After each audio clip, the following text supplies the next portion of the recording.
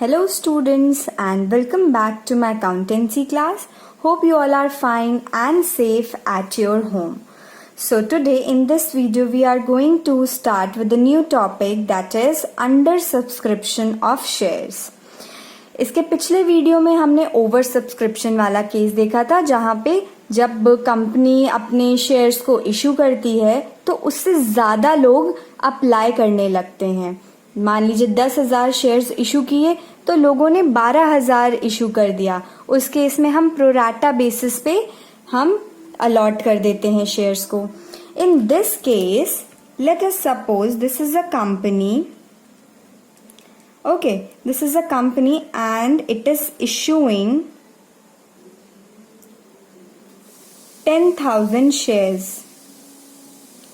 इस कंपनी ने 10,000 share issue किया पब्लिक को.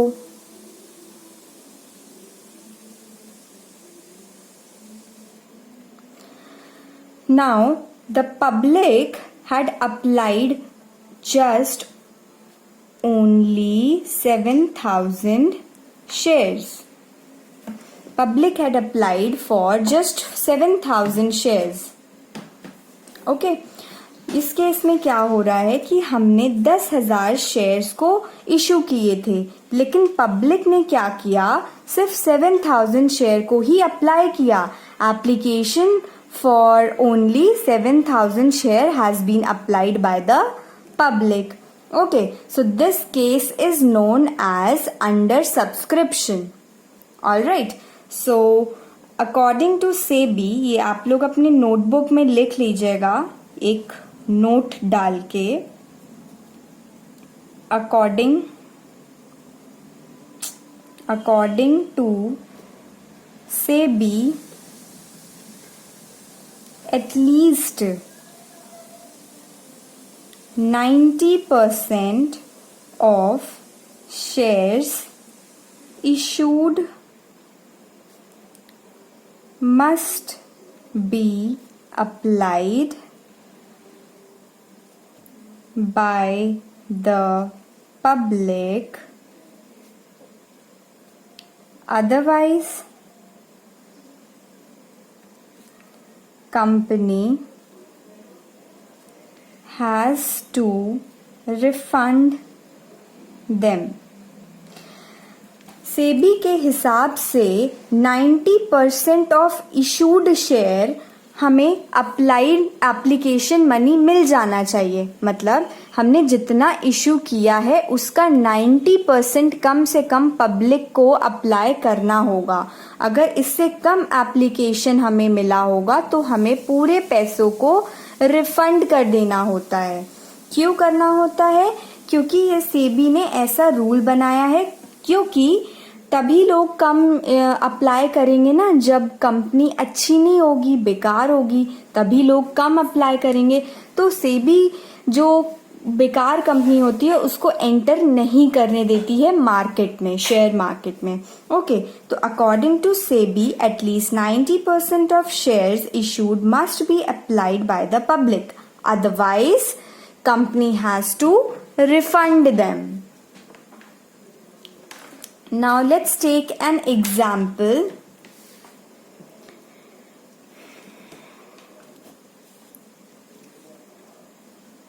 X Limited issued 10,000 shares. X Limited ने 10,000 शेयर इशू किए but public applied for 9,000 shares. Public ने केवल 9,000 शेयर को ही अप्लाई किया.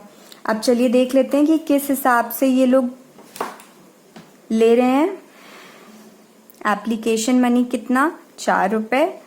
ये हो गया एप्लीकेशन, ये हो गया अलॉटमेंट और ये हो गया फर्स्ट कॉल 3 रुपीज.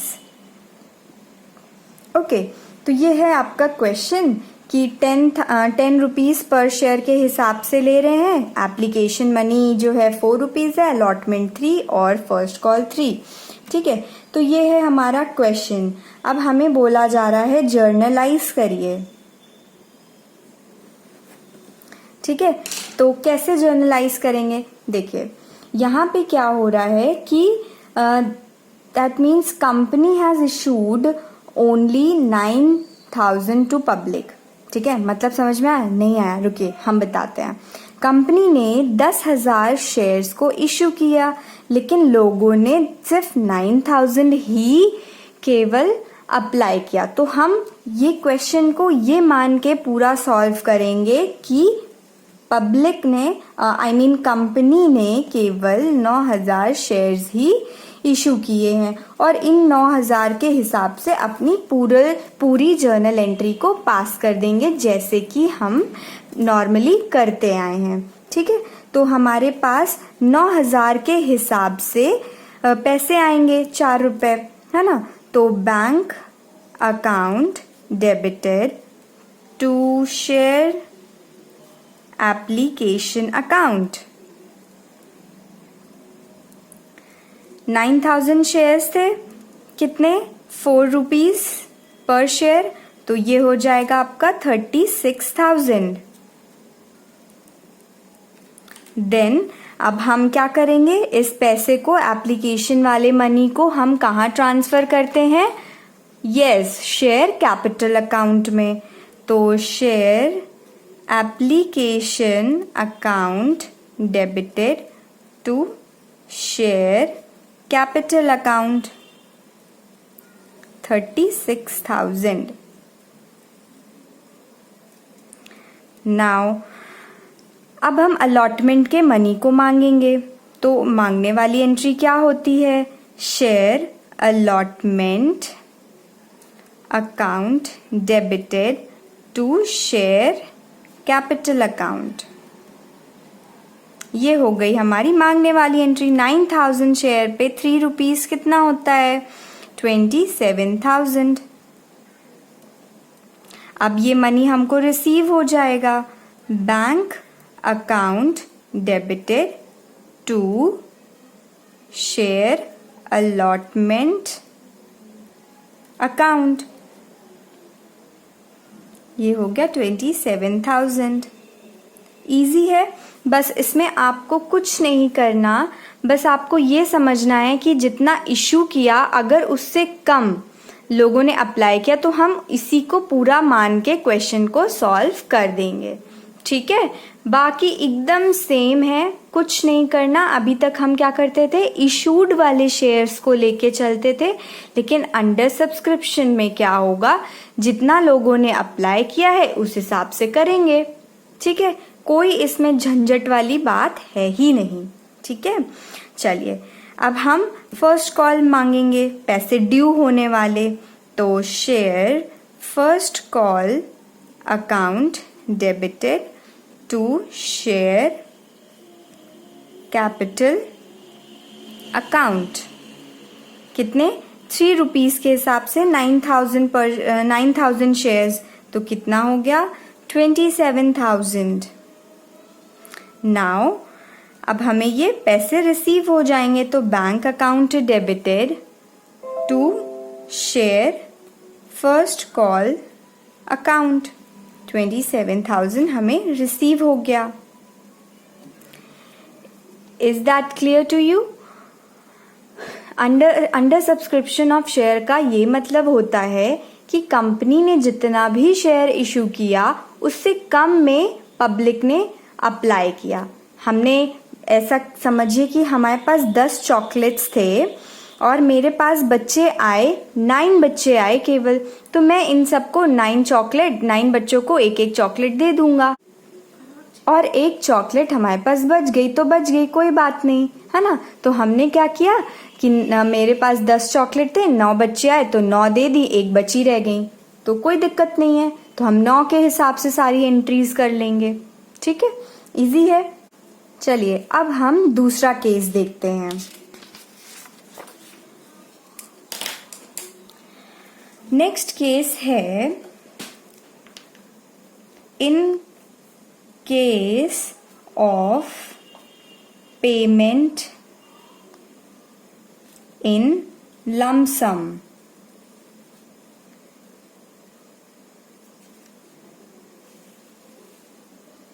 कभी कभी कंपनी क्या करती है कि इंस्टॉलमेंट में नहीं मांगती पूरे पैसे को, पूरा का पूरा पैसा एक साथ मांग लेती है। ठीक है, तो चलिए इसका एक एग्जाम्पल देखते हैं।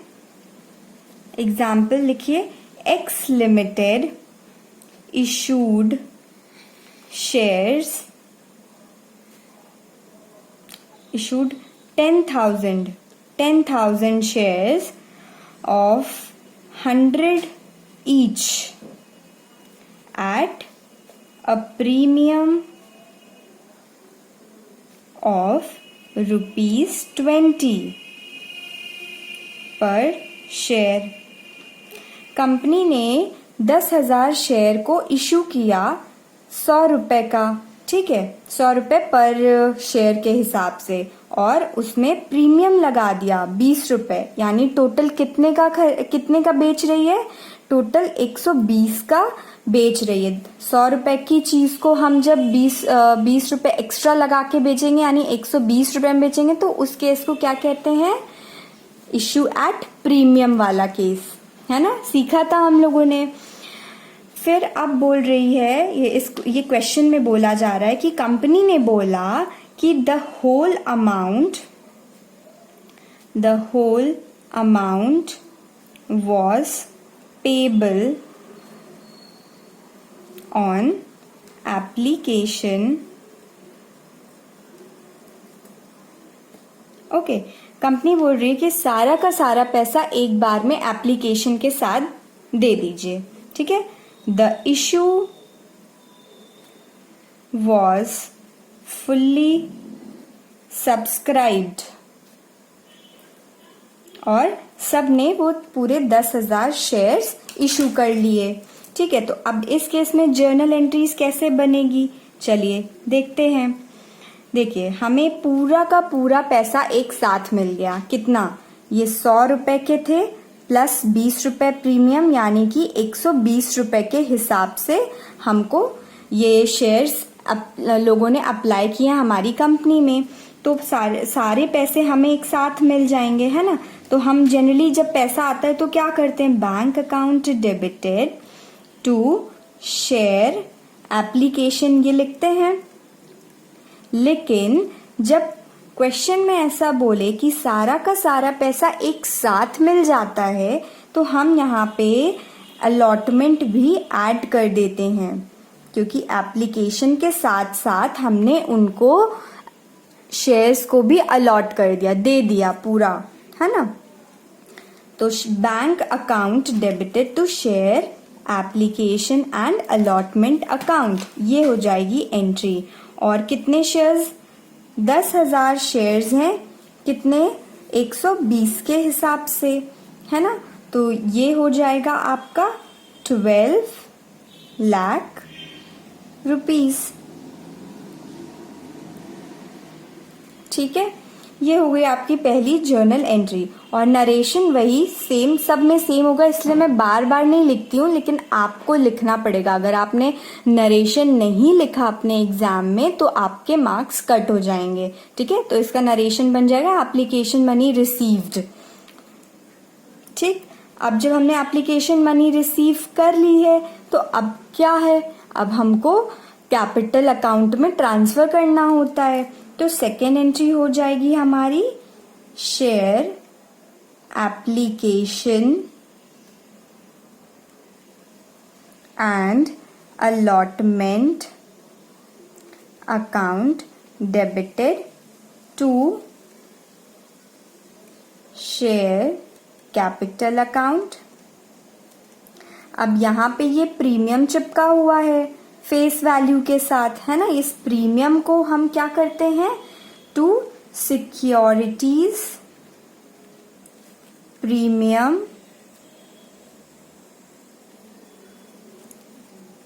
रिजर्व अकाउंट में लिखते हैं, राइट। तो हमें कितना मिलना था? 100 रुपए मिलना था, ठीक है। पर हमने एक्स्ट्रा कितना लिया? 20 रुपए एक्स्ट्रा लिया, और टोटल हमें कितना मिला? 120, है ना। तो ये 10,000 के हिसाब से इनको कैलकुलेट करिए, तो 10,000 इंटू 120 ये हो जाएगा 12 लाख। और शेयर कैपिटल अकाउंट ये 100, तो ये हो जाएगा 10,000 इंटू 100 ये होगा 10 लाख। और 10,000 शेयर इंटू 20 रुपये ये हो जाएगा हमारा 2 लाख। ठीक है, तो आप यहाँ से एक्यूरेसी भी चेक कर सकते हैं। 10 लाख प्लस 2 लाख ये हो गया 12 लाख, और इतना हमें मिला था।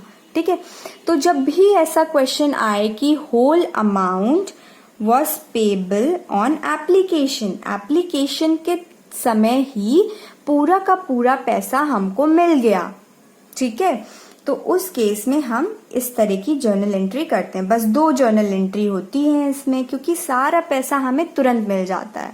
ठीक है, सारा का सारा पैसा हमें मिल गया, हमने उन पैसों को शेयर कैपिटल अकाउंट में ट्रांसफर कर दिया, तो ये हो गया। इस बात का ध्यान दीजिएगा कि जब ये होल अमाउंट एक साथ मिल जाती है तो हम यहाँ पे एंड अलॉटमेंट भी लिखते हैं। ठीक है, बस यही चेंजेस था। और जो हम फर्स्ट कॉल ये सब करते हैं, सब नहीं करना होता, क्योंकि इंस्टॉलमेंट नहीं ले रही है, पूरा का पूरा पैसा एक साथ कंपनी ले लेती है। Hope you people have understood these 2 cases.